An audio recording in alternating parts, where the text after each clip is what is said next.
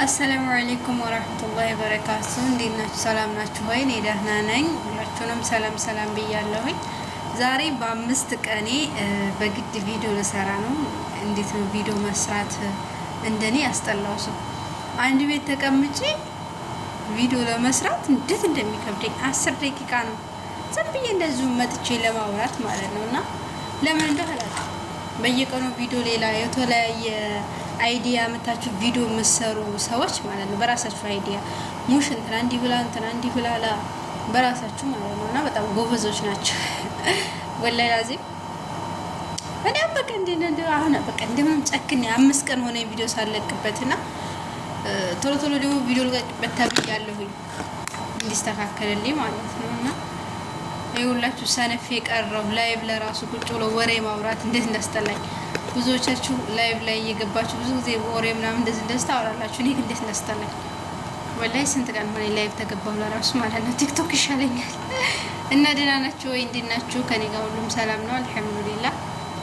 ዛሬ የመጣሁት ሴቶች አይዟችሁ ጎብዙ፣ በህይወታችሁ ላይ ነገ ምን አይነት ቀን እንደሚገጥማችሁ አታውቁም። የዛሬን ነው እንጂ የምትኖሩት የነገን ምን አይነት ህይወት እንደምትኖሩ አታውቁም። እና ብዙ ነገር አስተካክላለሁ፣ ብዙ ነገር የመስተካከል አለበት። የተለያየ ነገር ካልተስተካከለ ትላላችሁ ብዙ ጊዜ ማለት ነውና ምንም ባይስተካከል ምንም ማለት ነው አላህ ያለው እስከሚሆን ድረስ የዛሬ ህይወታችሁን ዛሬ ነው። ሙሽ ነገ መስቴ የሆነ ነገር ገዝቼ የሆነ ነገር አስተካክዬ ሀገሬ ላይ የሆነ ነገር አድርጌ በነገራችን ላይ እዛ ሳትደርሱስ ብንሞትስ ምን ይታወቃል? እና ያላችሁን የህይወት አጋጣሚ ተጠቀሙበት ብዙ ጊዜ ማለት ነው። አሁን ላይ በጣም ሴቱ ማለት ነው በጣም ትዳሩ እየፈረሰ ትዳሩ እየቀዘቀዘ ነው ያለው። ብዙዎቻችሁ አሁን ትዳራችሁ በቃ እኔ እንጃ በአንድ ልጅ ሴቱ በአጠቃላይ አሁን በአንድ ልጅ ቀረ ማባል ይቻላል ማለት ነው። እና በአንድ ልጅ ከአንድ ልጅ በላይ ከሁለት ልጅ በላይ በቃ በዛ ተተባለ 3 ልጅ በላይ አንድ ስደተኛ 3 ልጅ በላይ አትወልድም አሁን ላይ ማለት ነው። እሱንም ደግሞ ምክንያቱም ለመሰላችሁ ከስደት በፊት የወለደቻቸው ካለቻቸው ነው እንጂ ከስደት በኋላ ወላሂ በጣም ነው እኔ እንጃ። ምክንያቱም ለመሰላችሁ ብዙ ጊዜ ስደት ላይ ብዙ አመት እንቆያለን። ኢትዮጵያ አግብተው አንድ ልጅ እንደወለዱ 2 ልጅ እንደወለዱ ይሰደዳሉ። ከተሰደዱ ደግሞ 10 አመት ነው የሚጠገረሩት። አስባችሁታል? 10 አመት በቃ 15 አመት 12 አመት ልጃቸው ወይም ሴት ልጅ ከሆነ ያቺ ልጃቸው አድጋ ወደ ውጭ ሀገር ውሰጂኝ ማለት እስከምትጀምር ድረስ እነሱ ያሉ ስደት ላይ ናቸው። እንግዲህ ከዛ መሀል ደግሞ ወይ ከባሎቻቸው ጋር ይፋታሉ። ከባሎቻቸው ጋር ተተፋቱ ደግሞ እንደውም የባስ ብሎ እንግዲህ የምኖረው ለልጅ ነው የሚባል አባባል አለ። በዚያች እህት ሳይኖራት ያች ልጅ ወይ ወንድም ሳይኖራቸው ይቀራሉ ማለት ነው። እና እኔ እንጃ ለምን እንደሆነ በጣም ደግሞ ሲንግል ማም በዝቷል። ሲንግል ማም በጣም በዛ። አንዳንዴ ሳስበው ማለት ነው እኔ ወላሂ በወንዶቹ አልፈርድም፣ እውነቱን ስነግራችሁ ማለት ነው። እኔ በወንዶቹ አልፈርድም መጀመሪያ። ምክንያቱም አሁን ጊዜ ላይ ስራ መስራት የምትችለው ሴቷ ናት። በፊት በድሮ በእናቶቻችን እድሜ ማለት ነው በእናቶቻችን እድሜ ባለበት ሰዓት እናቶቻችን እቤት ተቀምጠው ልጅ ይወልዳሉ፣ ልጆቻቸውን ይንከባከባሉ። ከዛም አልፎ ልጃቸውን በወገብ አዝለው ውጭ እየሄዱ ስራ ይሰራሉ ምናምን። ገብቷቸዋል። አባቶች ደግሞ እያረሱ እየጎለጎሉ ምን እያሉ እያመረቱ ምግብ እቤት ያመጣሉ እና ህይወት ይቀጥላል። አንድ ያሉ 2 3 4 5 6ኛውን 7 ቤተሰብ ነው ያለን ማለት ነው እናቴ እና እንደዛ አድርገው ያሳድጋሉ ማለት ነው። አሁን ላይ ሴቷ ውጭ ትሄዳለች፣ ትሰደዳለች። ወንዱ ኢትዮጵያ ላይ ስራ የለም። አንደኛ ምን ሰርቶ ይኖራል? እረምሻ ነው። ከረምሻም አልፎ ተርፎ ደግሞ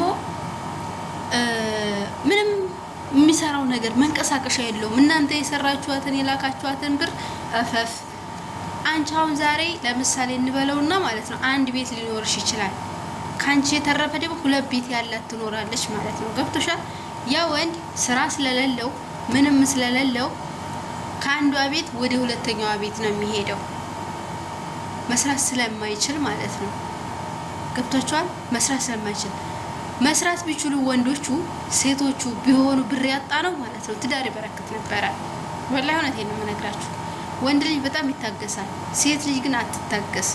ሴት ልጅ 100 ሺህ ብር ስጭኝ ያላት ጊዜ ማለት ነው ነው የምትለው፣ ትሳለቻለች።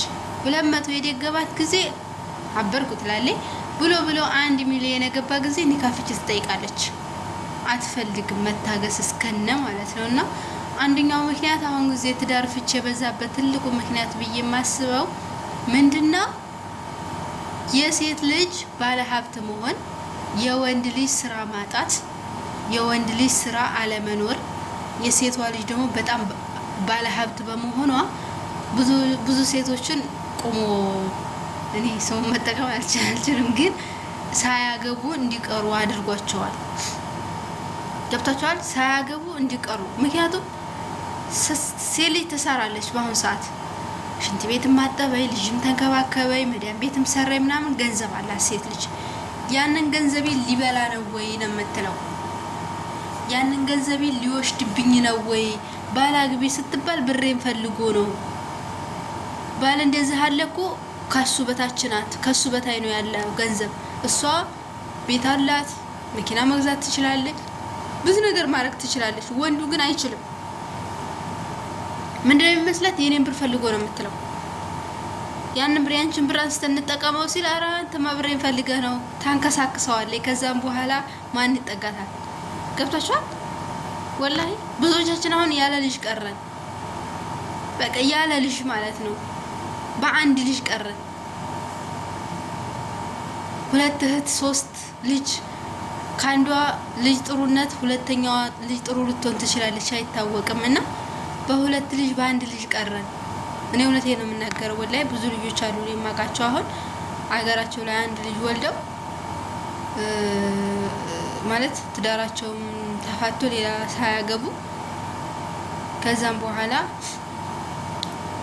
ተፈተው ምናምን እንደዚህ የተቀመጡ ማለት ነው። እና በጣም ነው የሚያሳዝኑ። እኔ ለራሴ ህይወት አንዳንዴ ሳስበው እኔ እንጃ። እና በ2 ልጅ በአንድ ልጅ የቀረንበት ምክንያት ምንድነው? ይሄ ነገር እንዳይፈጠር ነው። እና ይሄ ነገር እንዳይፈጠር በአንድ ልጅ በ2 ልጅ ቀረን እላችኋለሁኝና ወላሂ ዱዓ ያስፈልገዋል። በተለይ ለሴቶች እኛ ነን ገንዘብ ያለን፣ እኛ ነን ንብረት ያለን፣ የምንሰራው የተሻለ ስራ እኛ ነን። ወንዶች ልናስቀርብ አልቻልንም። ገንዘቤን ልበላ ነው እንላለን። ብዙዎች ደግሞ ወንዶቹ ደግሞ ሴት ልጅ ትንሽ ብር ይበቃታል፣ ወንድ ልጅ ትንሽ ብር አይበቃውም። 100 ሺህ ብር 200 ሺህ ብር ምናምን እንደዛ ላይ በቃው ይችላል ብዙ ወንድ ማለት ነው። በ2 ሚሊዮን ምናምን ካለ መኪና መግዛት ይፈልጋል። ለሱ ደግሞ ቢሰራ እኮ ማለት ነው ጥሩ ነው፣ ግን ስራ አያገኝም። አረብ ሀገር ቢሄዱ የሴቷ ደሞዝ ስንት ነው የሚሆነው? 2000 ብር። የወንዱ ደሞዝ ስንት ነው? 1200 ብር ጠለብ። ገብቷቸዋል። ስለዚህ ማን ነው የሚበልጠው? ሴቷ ናት የምትበልጠው። ቢያጠራቅሙት ገንዘቡን ቢያጠራቅሙት ማን ነው የሚበልጠው? ሴቷ ነው የምትበልጠው። ወንዱሳ ትንሽ ነው የወንዱ ብር ማለት ነው። እና በዚህ የተነሳ ይመስለኛል ብዙ ጊዜ ሴቶች ወንድ አይፈልጉም። በአሁኑ ሰዓት ላይ ይጋባሉ፣ ትንሽ ቆይተው ይፋታሉ። ይጋባሉ፣ ትንሽ ቆይተው ይፋታሉ። ሴቶቹ ደግሞ ብር መስጠት አይፈልጉም። የተወሰነ ብር ይሰጣሉ፣ ከዛም በኋላ ብለው ይፈታሉ፣ ይሄዳሉ። ወንዶች ደግሞ እነሱ ስራ ስለሌላቸው፣ እነሱ ምንም አይነት ለውጥ ስለሌላቸው የተሻለች ሴት ይፈልጋሉ። በኢኮኖሚ ስትሰጠው ማትነጫነጭ። ምክንያቱም እሱ ስራ የለውማ። አገር ቤት ሰርቶ የሆነ ሰርቶ ለመለወጥ ሲያስብ ምን ይሰራል? የለም ምንም አይሰራም። ምን አገራችን ላይ እንደምታውቁት ነው። አረብ ሀገር ተሰድጃለሁ እየሰራሁ ነው። ወንዱ ስራ የለውም አረብ ሀገር ላይ። የት ሀገር ነው? ከስንት አንድ ነው እንጂ የት ሀገር ነው ወንዱ ስራ ኑሮት የተሻለ ስራ ቆንጆ ስራ ይዞ የምታዩት? የለም። ከስንት አንድ ናቸው እነሱ። እና ስለዚህ ወላሂ ተው የምላችሁ ሴቶች ተው። አንዳንዶቹ ማለት ለህይወታችሁ ወቁበት። ገንዘብ ቃሪ ነው እና ስጡ አልላችሁም፣ የለፋችሁበት ነው፣ ንብረታችሁን ነው። ገንዘብ ለወንድ ስጡ አልልም፣ እንደራሴ ማለት ነው። ግን ማለት እስከ መቼ ታዲያ ዝም ብሎ ገንዘብ ባል አይሆን፣ ገንዘብ ልጅ አይሆን። ኢማናችሁ ሙስሊም ከሆናችሁ በተለይ ደግሞ ኢማናችሁ እድሜ ልካችሁን ጎዶሎ ከሚሆን ሙሉ አድርጉት፣ ተዘውጃችሁ ማለት ነውና ከበላውም ደግሞ ወንድ ልጅ ከበላውም ደግሞ ይብላው ማለት ነው። ከብር ይብላው፣ ከበላውም ይብላው። ከቻላችሁ ደግሞ ጠንካራ እንዲሆን እንድታቋቁሙት ምናምን ወንድ ጠንካራ ባልታላችሁ ያ ልጅ መቋቋም ይችላል። በነገራችን ላይ እናንተ በምታሳዩ መንገድ ተስተካክሎ ጥሩ ደረጃ ላይ መድረስ ይችላል። ለትዳራችሁም ጥሩ ነገር ለመዋል ይችላል ማለት ነውና እንደው ሴቶች ዱዓ ያስፈልገናል እላችኋለሁኝ። አሁን ላይ ከራሴ ጨምሮ ምንም አይነት መስዋዕትነት መክፈል አልፈልግም። ለትዳሬ ምንም አይነት መስዋዕትነት መክፈል አልፈልግም ከራሴ ጨምሮ ማለት ነውና ስልችት ይላል። ቶሎ ነው የሚሰለችን፣ ለምን እንደሆነ አላውቅም። ብቻ አልሐምዱሊላህ ባይሆን እንጃ ባይሆን ከሐራም ከደብቀን ተጠቅልለን ኑረናል። ብዙም ሐራም ላይ ትኩረት አናደርግም። ባል እስካላችሁ ድረስ ትሰተራላችሁ። ወንድ ልጅ አታወሩ። ምን ወንድ ልጅ አሁን ካገባሁ ጀምሬ በህይወቴ ቴክስት እንኳን ቢላክልኝ ምንም አይመስለኝም። ምክንያቱም ኦልሬዲ አግብቻለሁ ሀለ ብዬ ስለማስብና ምንም አይመስለኝም። ግን አንዳንዱ አለ አሁን ለምሳሌ ላጤ ከሆንኩ ግን ቴክስት ያገባኛል ብዬ መቼም ሳላወራው አልቀርም። ያገባኛል ብዬ ማለት ነውና ሁለተኛ ደግሞ ያናል አይደለ ቴክስት ሲላክላችሁ ምናምን የሆነ መጀናጀናችሁ ወደ ኋላ ሲደርስ ቢፈርስም መጀናጀናችሁ መበሳሰላችሁ አይቀርምና ከሱ ቆጡ ሆናል። አልሐምዱሊላህ። በተረፈ ደግሞ ነገ በስቲያ ደግሞ እንግዲህ የትዳር ፍሬው ልጅ ነው። አንድ ቢሆን ማናየበት ወልድን የምንስም ያድርገን። በትዳር ያለን ማለት ነው። ትዳር የሌላችሁ ደግሞ ብዙን ጊዜ ነገ የዛሬ አመት የሆነ ነገር አድርጌ የዛሬ አመት የሆነ ነገር አድርጌ ስትሉ 1 አመት 2 አመት 3 አመት እያለ እድሜያችሁ እየሄደ አሁን ላይ ደግሞ እንደናንተ አቅጣጫ አይነት ማለት በቃ እድሜያችሁም ይሄዳል፣ እናንተም ትደክማላችሁና በሰዓቱ አግብታችሁ ለመኖር ሞክሩ እላለሁ። ወዳችኋለሁ። ተንዛዛውባችሁ